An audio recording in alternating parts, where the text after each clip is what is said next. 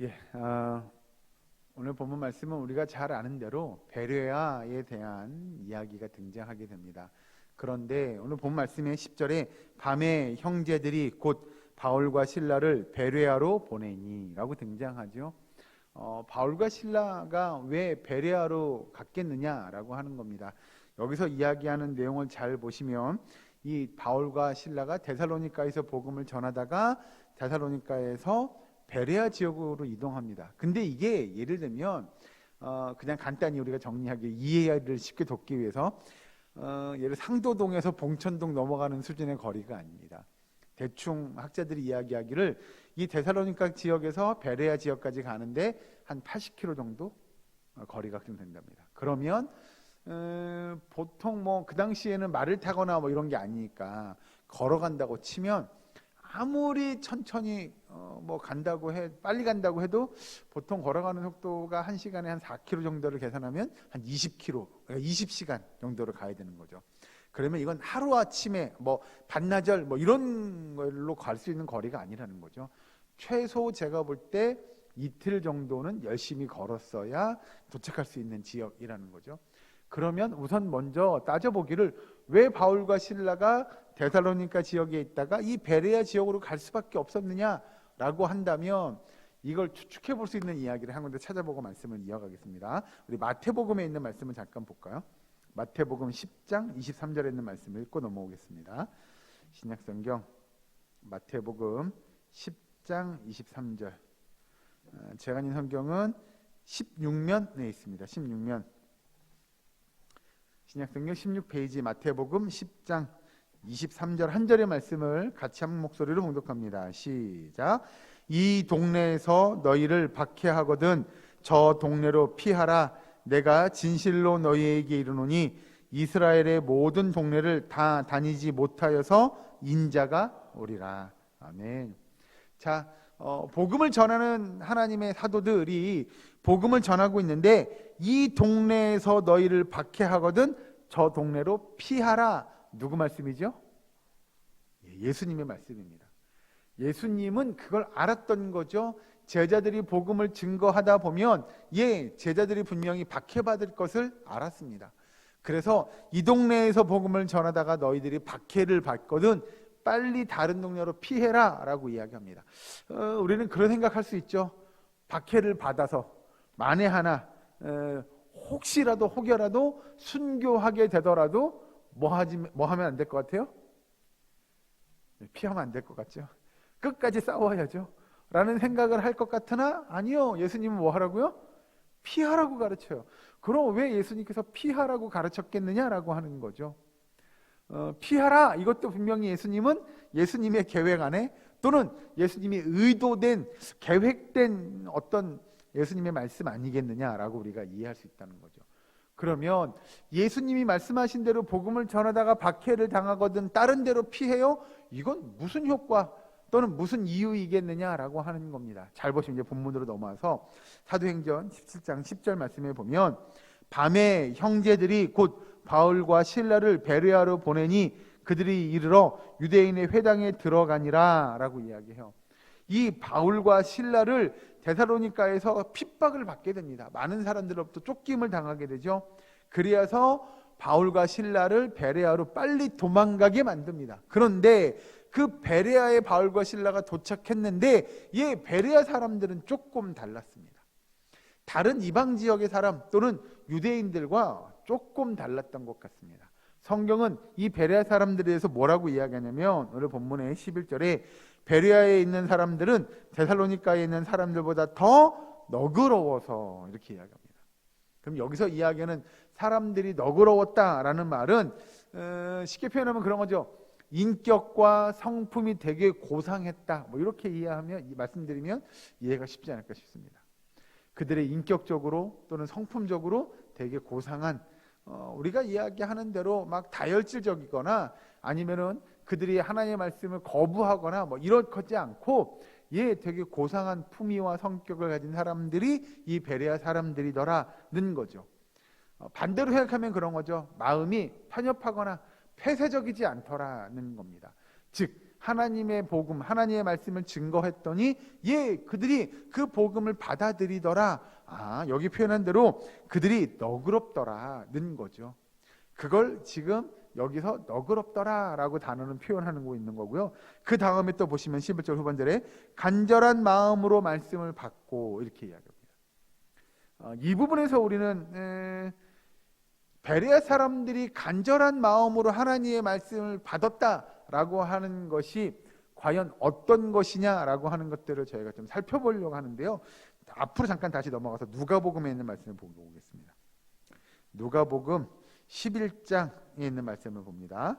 누가복음 11장 5절부터 13절까지 말씀을 저랑 여러분들과 함께 교독하겠습니다. 누가복음 11장 5절에서 13절까지 제가 읽은 성경은 112면에 있습니다. 누가복음 11장 5절에서 13절까지 말씀은 제가 한 절 읽고 여러분들은 한 절 읽고 한 절씩 교독합니다. 제분도 공독합니다. 또 이르시되 너희 중에 누가 벗이 있는데 밤중에 그에게 가서 말하기를 벗이여 떡 3덩이를 내게 구워 달라.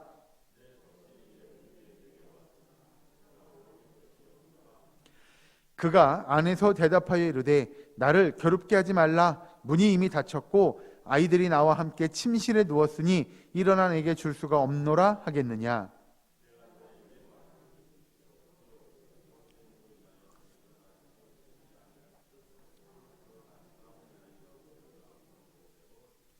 내가 또 너희에게 이르노니 구하라 그러면 너희에게 주실 것이요 찾으라 그러면 찾아낼 것이요 문을 두드리라 그러면 너희에게 열릴 것이니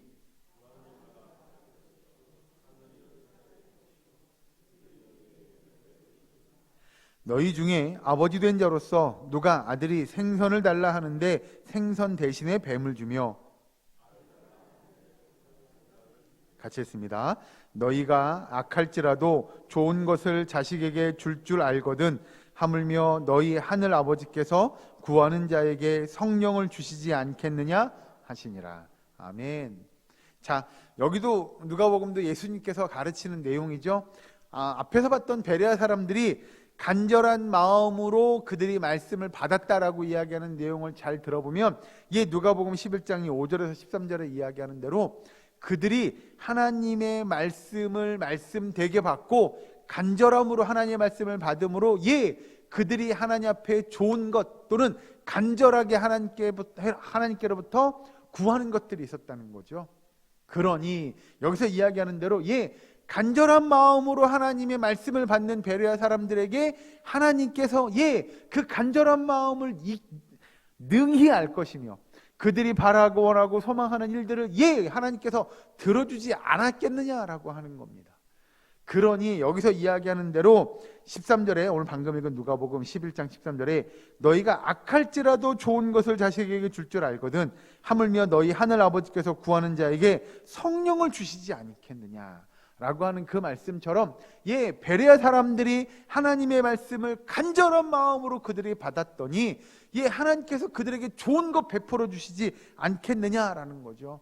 여러분 그렇게 하나님의 말씀을 간절하게 받으면 결국 하나님의 말씀대로 살아가고자 하는 이 베레아 사람들에게 하나님께서 당연히 좋은 것 주실 거라는 거죠. 하나님께서 그들의 기도를 들으시고 응답하실 것이 뻔했다라는 겁니다. 다시 이제 본문으로 넘어와서 사도행전 17장 그 11절을 보면 이것이 그러한가 하여 날마다 성경을 상고함으로 간절한 마음으로 하나님의 말씀을 말씀되게 받았던 그들이 여기서 이야기하는 대로 날마다 성경을 상고했다라고 이야기합니다. 상고했다 그냥 우리가 이야기하는 대로 말씀을 읽었다라는 정도가 아니고요. 여기서 상고라는 단어의 그 의미를 뜻을 찾아가자면 연구했다라고 하는 겁니다. 그럼 도대체 어떻게 했다는 걸 성경이 우리에게 연구했다고 이야기하냐? 여기서 연구는 그런 거죠. 이건 주로 재판에 쓰는 용어입니다. 그러니까 어떤 사람이 죄가 있냐 없냐를 따지려면 아주 객관적으로 그리고 아주 정확하고 분명하게 요즘으로 이야기하면 사실에 근거해서 그들이 우리가 말씀을 묵상하고 말씀을 연구했다라고 하는 거죠. 그게 여기서 이야기하는 대로 상고했다라는 겁니다. 여기서 상고는 또 하나 그런 겁니다. 여러분 재판장이 재판을 하기 위해서 뭔가를 연구하는데 연구할 때 중요한 것 한 가지는 무엇이냐면 편견이 없어야 됩니다. 그걸 우리는 다른 표현으로 하면 공의에 관한 속성이라고 이야기하죠. 아주 공의롭게 편견 없이 여기서 이야기하는데 그 내용을 가지고 말씀을 적용해 보면 그들이 날마다 성경을 연구하고 또 배우고 묵상하고 깨닫기를 원했는데 편견 없이 우리가 이야기하는 공의롭게 또는 정의롭게 하나님의 말씀을 늘 배우고 묵상하고 연구했다라고 성경은 가르쳐주고 있는 거죠. 그렇게 놓고 보면 베레아 사람들은 여기서 11절의 말씀을 보면 너그러워서 간절한 마음으로 말씀을 받고 그 성경을 날마다 상고했다, 연구했다, 배웠다라고 성경이 가르쳐주는 거죠. 그런 베레아 사람들에게 변화의 역사가 일어나지 않았다면 그것이 오히려 말이 안 될 것 같습니다. 오히려 그래서 여기서 이야기하는 대로 12절에 그 중에 믿는 사람이 많고 또 헬라의 귀부인과 남자가 적지 아니하나 라고 이야기하는 내용들을 보면 베레아 사람들이 그렇게 하나님의 말씀을 말씀되게 듣고 또 연구하고 상고했다라고 표현하는 그 표현대로 말씀을 공부하기를 그렇게 열심히 했던 그들로 인하여 교회가 더욱더 믿음의 숫자가 더 많아지고 요즘으로 이야기하면 부흥하고 성장하는 걸 겁니다. 그런 은혜의 역사를 베레아 사람들이 경험하게 되었다라고 성경은 이야기하죠. 결국 말씀을 그렇게 묵상하고 또 말씀을 실천하고 연구하고 신실한 마음으로 그 말씀을 받고 그들이 간절한 마음으로 그 말씀을 듣고 묵상했다. 그 결과는 당연히 하나님의 역사가 또 부흥의 은혜가 베레아 사람들에게 임하게 되었다라고 성경은 가르쳐 주는 거죠. 자, 베레아 사람들이 이렇게 변화된 것도 놀라운데 베레아 사람들이 이렇게 변화될 수 있었던 이유를 굳이 한 가지 따지자면 누가 베레아로 갔어요? 아까 읽은 10절에 누가 베레아로 갔어요? 바울과 실라가 베레아로 갔죠? 어쩌다가 갔죠? 제가 맨 처음 서두에 말씀드렸잖아요. 왜 베레아로 바울과 실라가 갔어요? 자, 데살로니가에서 바울과 실라가 뭘 받았다고요? 핍박을 당하죠. 그래서 10절로 다시 보시면 밤에 형제들이 곧 바울과 실라를 베레아로 보내니 밤에 보냈다는 얘기죠. 이건 바꿔 표현하면 야반도주예요. 밤에 도망갔다는 얘기잖아요. 도주한 거잖아요. 사실은 여러분 우리가 성경에서 놓치지 말아야 할 것은 무엇이냐면 바울과 실라가 베레아로 간 건 뜻해서 내지는 자신들이 하나님 어디로 가면 좋을까요? 어떻게 저희가 하면 좋을까요? 기도했더니 그래요? 베레아요? 알았어요. 베레아로 갈게요. 라고 해서 간 게 아니라는 거죠. 그들이 핍박당해서 어떻게 한 거예요? 도망간 거예요. 그 도망간 그곳이 베레아였고 베레아에 도착해서 하나님의 말씀을 전해보니 그 말씀을 받는 사람들이 아주 여기서 11절에 나온 대로 너그럽더라. 그러면서 그들이 말씀을 정말 한 마음으로 받더라. 간절한 마음으로 그 말씀을 받고 그리고 그들이 늘 그 말씀을 묵상하고 상고하더라 라는 거예요. 그런 내용을 보아하니 이 역사를 이루어 가시는 이가 하나님이심을 믿으시기 바랍니다. 도망갔어요? 그 도망간 것조차도 하나님은 복음 전하는 일에 사용하시는 거예요. 이게 하나님의 역사입니다. 또 하나 잘 보시면 그래 가서 밑에 가서 보시면 13절 말씀 보시죠. 데살로니가에 있는 유대인들은 바울이 하나님의 말씀을 베레아에서도 전하는 줄을 알고 거기도 가서 무리를 움직여 소동하게 하거늘 이라고 이야기해요. 데살로니가에서 바울과 실라를 못살게 굴었던 자들 유대인들이 바울과 실라가 베레아로 갔어? 안 되겠는데 우리가 쫓아가야지 라고 해서 베레아를 쫓아옵니다. 그리고 13절 후반절에 나온 대로 거기도 가서 무리를 움직여 소동하게 했다라고 이야기하죠. 여러분 사실은 그런 겁니다. 바울과 실라를 괴롭히기 위하여 그들이 80km라는 여기서 상도동에서 봉천동 넘어가는 그런 거리가 아니고요.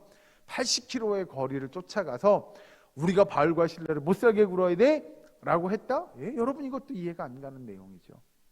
무슨 원수를 졌길래 그렇게 쫓아다니면서 바울과 실라를 괴롭혔느냐라는 거예요. 이해가 안 되죠. 사실 우리는 이런 생각하게 됩니다. 이런 본문을 묵상하다 보면 아니 바울과 실라는 선한 일을 하는 거 아닌가요? 우리가 이야기한 대로 복음의 좋은 일들을 하는 거잖아요. 복음 전하는 일을 하기 위해 애쓰는 거고 수고하는 거잖아요. 그런데 하나님, 왜 바울과 실라는 이렇게 사람들로부터 핍박당해야죠? 사람들이 그렇게 소동케 하고 바울과 실라를 못 잡아서 그렇게 귀찮게 못해서 안달인 거죠? 라고 우리는 생각할 수 있어요.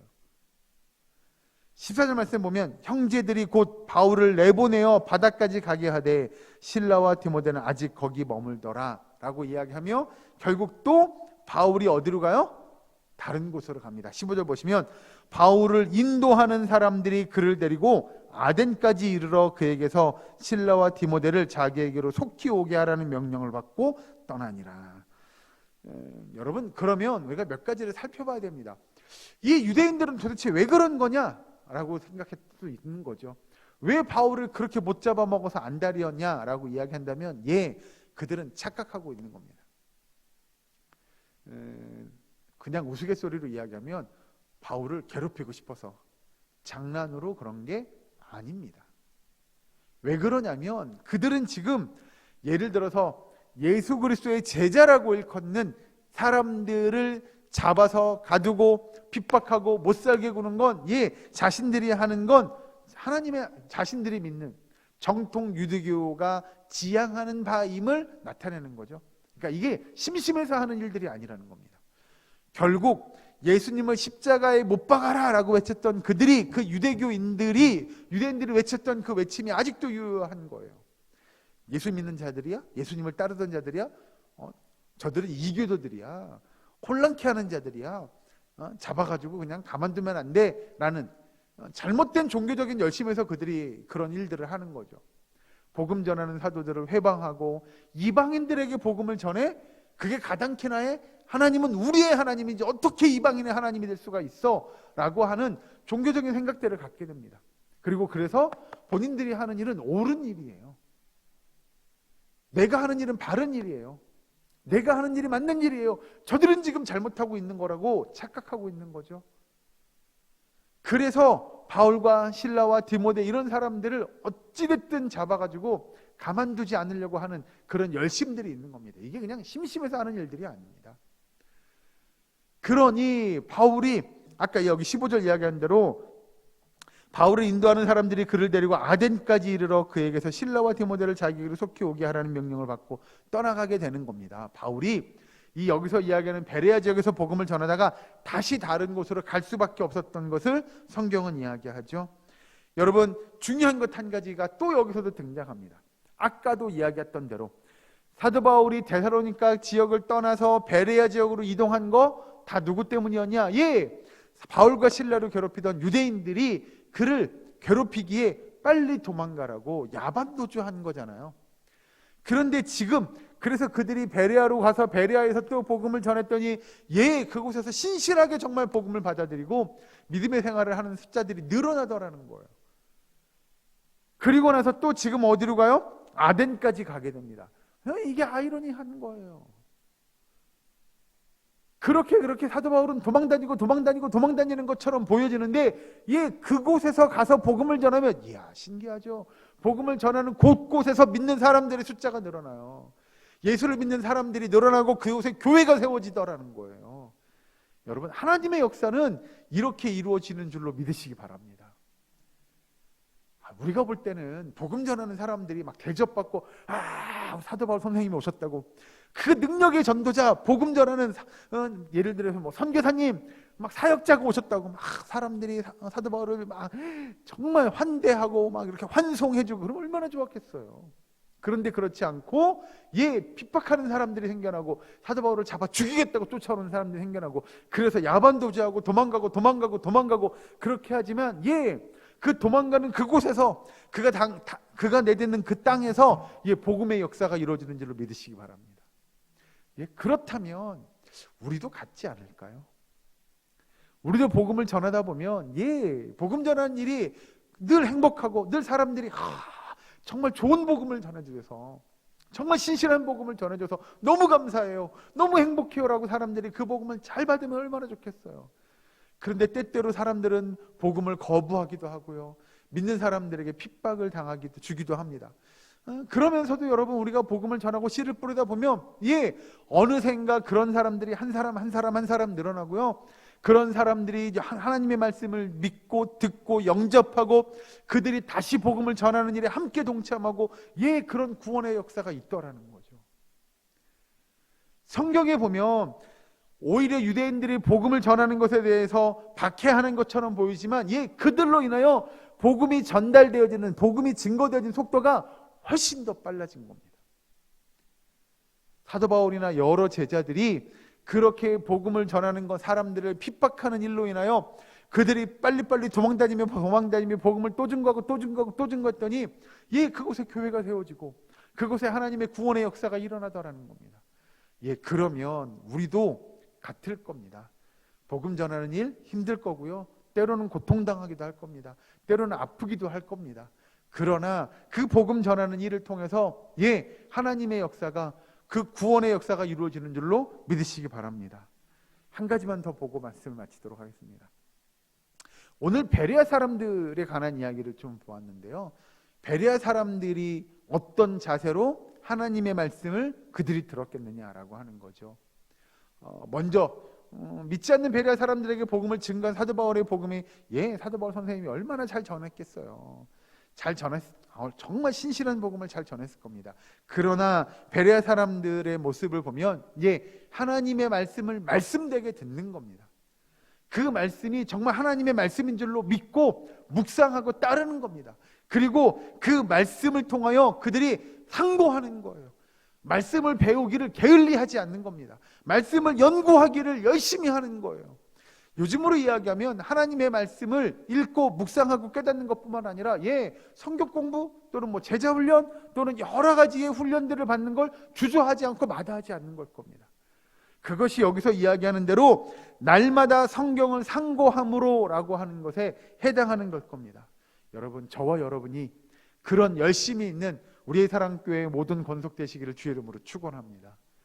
정말 하나님의 말씀을 말씀되게 듣고 또 말씀을 열심히 배우고 깨달아 그 말씀을 실천하며 여기서 이야기하는 대로 그 중에 믿는 사람이 많고 라고 이야기하는 대로 정말 신실하게 하나님을 믿는 숫자가 더욱더 많아져서 우리 예사랑교회가 가득 그런 신실한 일꾼들로 차고 넘치는 은혜의 역사가 있기를 주의 이름으로 간절히 축원합니다. 기도하겠습니다.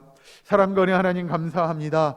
우리의 사랑교회 모든 성도들이 오늘 말씀처럼 이 베레아 사람들과 같은 마음을 갖게 하여 주시옵소서. 아버지, 그 베레아 사람들처럼 말씀을 말씀되게 듣게 하시고 그 말씀에 사모함이 있는 우리의 사랑교회의 모든 권속들 될 수 있도록 인도하여 주시옵소서. 말씀을 늘 묵상하고 또 성경을 배우고 또 성경을 늘 함께 할 수 있는, 그리하여 말씀을 실천하는 삶을 이루어가는 우리의 사랑교회의 모든 권속들 될 수 있도록 인도하여 주시옵소서. 이 시간 함께 부르짖어 간구하기 원합니다. 주께서 들으시고 응답하시고 역사하여 주시옵소서. 성령의 임재하심이 이 시간 우리 가운데 있게 하여 주시옵소서. 예수님의 이름으로 기도하옵나이다. 아멘.